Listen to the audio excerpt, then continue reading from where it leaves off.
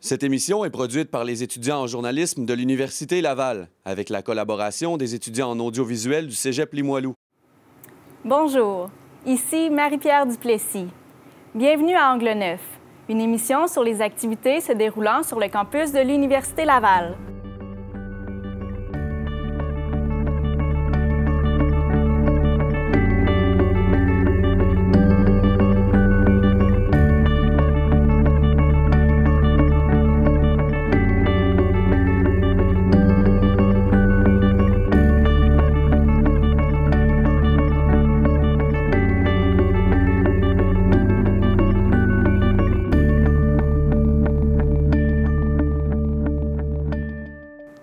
Cette semaine, nous commençons avec une bonne nouvelle.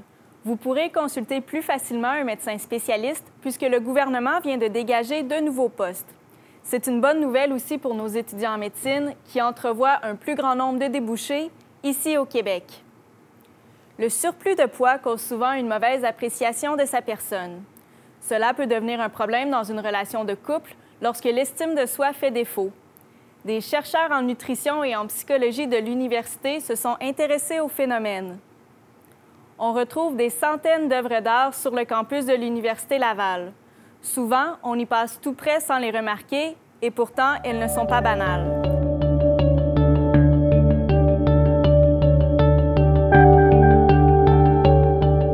Il y a quelques mois à peine, les étudiants québécois qui prévoyaient terminer sous peu leurs études en médecine spécialisée se trouvaient dans l'incertitude totale. Plus de 600 finissants auraient eu à jouer du coude pour mettre la main sur les rares postes disponibles. Pour pallier au problème, le gouvernement du Québec a annoncé l'ouverture de plusieurs postes en médecine spécialisée d'ici les 5 prochaines années, partout en province. Catherine Lamontagne a rencontré ses étudiants. Ils ne se réjouissent pas trop rapidement de cette promesse. Les futurs médecins spécialistes peuvent désormais souffler. Le gouvernement du Québec a annoncé récemment la création de 237 nouveaux postes en médecine spécialisée un peu partout au Québec. À ce nombre s'ajoutent de nombreux départs à la retraite. De quoi rassurer les futurs médecins qui pourront, semble-t-il, pratiquer ici même au Québec plutôt que de quitter pour le Canada anglais ou les États-Unis, comme il se fait à l'heure actuelle. Évident de se trouver un emploi en médecine? Pas vraiment, en croire les futurs docteurs de l'Université Laval. C'est certain que plus qu'on veut rester en centre universitaire, donc Québec, Montréal ou Sherbrooke, plus c'est difficile. Les milieux sont pleins, même si on dit qu'il manque toujours de médecins. Les besoins sont principalement criants dans les domaines spécialisés tels la chirurgie cardiaque, la médecine interne, la neurologie ou la pneumologie. Il y a beaucoup plus de résidents finissants que de nombre de postes possible. Donc, quelqu'un qui a fait 10 ans d'université de médecine termine et il n'y a aucune possibilité d'emploi. Ça, c'était quelque chose qui était une source d'anxiété assez importante chez nos confrères. Malgré la promesse de la création de nouveaux emplois entre 2011 et 2016, l'inquiétude persiste pour certains étudiants. C'est notamment le cas de Christophe Gauthier, qui vient tout juste de débuter son externat en médecine. D'ici 7 ou 8 années, le jeune homme devrait être en mesure d'exercer son métier de cardiologue au Québec, mais uniquement si des postes sont disponibles. De plus en plus, je me suis fait dire que, comme il y en a moins, là. Là, j'étais en stage en chirurgie, puis là, il y a une résidente en chirurgie qui me disait ben là, j'espère être prise à telle place, sinon je sais pas où est-ce que je vais être prise. Puis, fait que oui, j'étais en train de constater ça, que c'est difficile d'être placé après la résidence. Puis c'est ça que je soupçonnais pas ça du tout, là. La situation avait été vivement dénoncée par la Fédération des médecins résidents du Québec qui implorait le gouvernement d'agir afin de retenir les médecins québécois. Le nouveau plan régional d'effectifs médicaux spécialisés tente ainsi de répondre à leurs demandes en favorisant l'installation de médecins dans les régions ayant connu une plus forte augmentation démographique. Les régions périphériques de Montréal ont été gâtées en nouveaux postes, alors que les grands centres hospitaliers universitaires de Québec attendent toujours. Aucun centre hospitalier universitaire n'a malheureusement voulu commenter cette réalité. Notons qu'au cours des prochains mois, tous les hôpitaux du Québec seront rencontrés afin de cibler leurs besoins en termes de recrutement en médecins spécialisés pour les 4 prochaines années. Les résultats de cette étude devraient être disponibles d'ici l'automne 2011. Espérons cette fois que les hôpitaux de la vieille capitale auront leur part du gâteau. Catherine Lamontagne à l'Université Laval. L'Institut de nutraceutique et des aliments fonctionnels, situé sur le campus de l'université, propose régulièrement aux étudiants de faire partie de ses recherches. L'INAF s'est allié à l'École de psychologie pour un sujet bien spécifique, la perception de soi des étudiants afin de mieux traiter leur vie conjugale et sexuelle. Sandra Beausoleil-Auclair a constaté la complexité du phénomène. Le laboratoire s'est intéressé sur la question de poids au sein de la population universitaire. Elle s'est penchée précisément sur l'estime de soi, mais aussi celle envers son compagnon. L'intérêt de cette recherche était de faire un constat sur la situation actuelle, mais aussi de donner des outils aux experts afin de leur permettre de mieux traiter leur clientèle. 18 ans, j'adore me faire caresser sensuellement dans le cou. Que ta mère aurait-tu dit? Les couples devaient répondre aux questions sur l'estime de soi par l'intermédiaire d'un formulaire en ligne. On s'est intéressé à savoir c'était quoi l'impact de ça sur leur vie sexuelle, leur vie conjugale, pour voir s'il y avait des liens entre la façon qu'on a de se percevoir, de percevoir les autres et notre satisfaction dans notre vie de couple.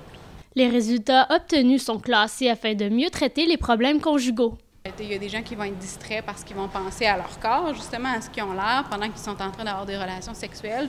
Il y en a d'autres qui vont penser à leur performance, il y en a qui vont être plus assurés. Donc on a posé plein de questions par rapport à ça. La masse musculaire et le poids sont des attraits bien illusoires, selon Raphaël. Moi, personnellement, je pense pas que ça m'affecte vraiment. Si moi, je me sens à l'aise, je pense que la personne qui est avec moi va se sentir à l'aise aussi. L'intérêt de la recherche prend tout son sens puisque les résultats obtenus diffèrent de l'attente des experts.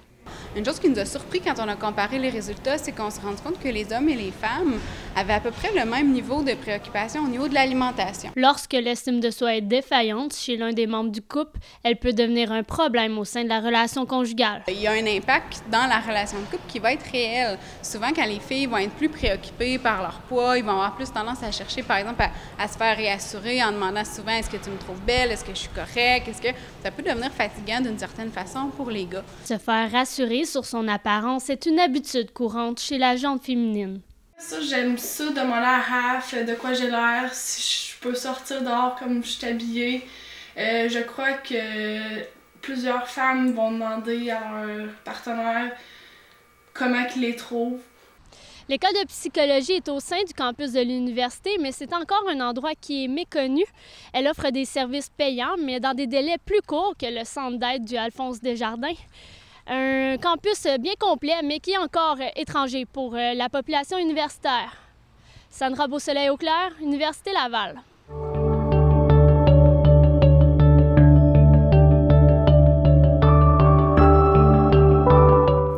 Le parcours d'œuvres d'art public fait partie du patrimoine culturel de l'université. Dans ce parcours, le visiteur découvre 24 œuvres exposées à l'intérieur et à l'extérieur des pavillons du campus. Émilie Servant nous en présente quelques-unes. L'Université Laval est animée par plusieurs œuvres d'art, mais aussi grandioses qu'elles puissent être, ces œuvres passent souvent inaperçues.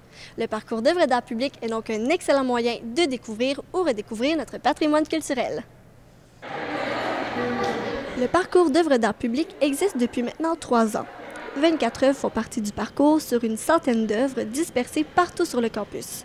Cette visite guidée d'une durée d'1h30 est offerte tout au long de l'année, mais prend vie particulièrement lors des Journées de la culture. Alors, le parcours, c'est un trajet qui a été imaginé pour vous faire voir les œuvres en même temps qu'une petite promenade de santé sur le campus. Les 5 moulages du pavillon La Laurentienne sont des copies d'œuvres antiques datant du 17e siècle. Après avoir traversé l'Atlantique, ces moulages accostent à l'Université Laval en 1970. Il est entre autres possible d'observer la beauté de l'Apollon du Belvédère, dont les bras sont disparus. Situé au pavillon de Sèvres, l'espace René Richard a été réalisé par des étudiants en architecture à la suite d'un concours. La structure de bois abrite des tableaux du peintre.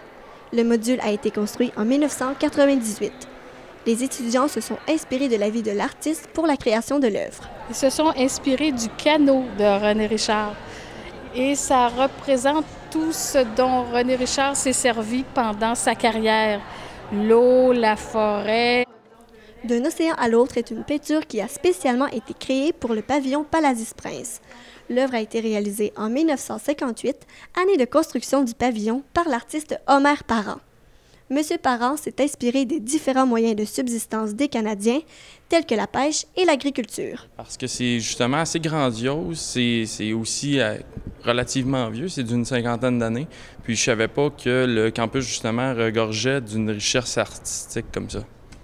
Le parcours d'œuvres d'art public demeure assez méconnu de la communauté universitaire. La majorité des étudiants n'ont jamais remarqué les œuvres qu'ils retrouvent sur leur chemin. Bien, j'étais au courant qu'il y avait un parcours, oui. Je sais pas encore la quantité d'œuvres exactement, mais je sais qu'il y en a vraiment beaucoup, plus que je pensais. L'ensemble de la population de la Ville de Québec peut profiter du parcours. L'université offre également la possibilité aux gens de faire un géoparcours. Munis d'un GPS, les participants partent à la découverte des œuvres dans un rallye interactif.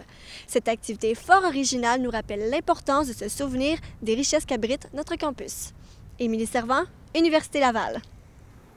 Chaque année, les membres de l'atelier d'opéra de la Faculté de musique offrent au grand public une création classique des plus enivrantes. Cette fois-ci, ils se sont attaqués au répertoire de Puccini. Andréane Plante a bien apprécié leur performance. Depuis bientôt 20 ans, l'atelier d'opéra nous transporte chaque année dans l'univers des plus grands compositeurs classiques. Cet atelier permet aux jeunes étudiants en chant de l'Université Laval de se familiariser avec les exigences scéniques et musicales du répertoire lyrique. Après Mozart et Monteverdi, les étudiants s'attaquent cette année au répertoire de Puccini. Suor Angelica et Gianni Schicchi sont les deuxième et troisième parties d'un ensemble que Puccini a baptisé Il Tritiso. L'atelier d'opéra se concentre sur ce compositeur pour la deuxième fois dans son histoire. Le défi perdure toutefois, puisqu'interpréter du Puccini est loin d'être une tâche facile. Des fois, on fait des opéras en français, donc c'est assez facile pour nos étudiants, mais si on fait un opéra en italien ou en allemand ou en russe, ça va arriver éventuellement. Il faut qu'il y ait quelqu'un qui s'occupe que la prononciation de chacune des langues soit absolument correcte. Pour la première fois cette année, les étudiants en début de formation ont pu participer à l'atelier d'opéra. Mais qu'ils soient en début ou en fin de parcours, les étudiants en chant qualifient cette expérience comme une chance inouïe d'approfondir leur connaissance du répertoire lyrique. Faire partie d'une production qui chante d'un bout à l'autre, mais on a des personnages à tenir aussi. Donc, à ce niveau-là, c'est vraiment une expérience extraordinaire. En plus d'offrir aux élèves une expérience scénique, l'atelier d'opéra leur permet également de travailler avec des professionnels du milieu. Jacques Leblanc est un metteur en scène aguerri, en plus d'être le directeur artistique du Théâtre de la Bordée. Il est fier d'être associé à ce projet depuis maintenant 10 ans.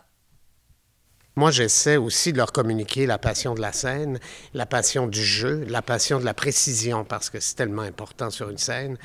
Et j'adore travailler avec des jeunes. L'atelier d'opéra demeure une opportunité pour le public de découvrir le chant lyrique. Le but premier étant bien entendu de passer une agréable soirée.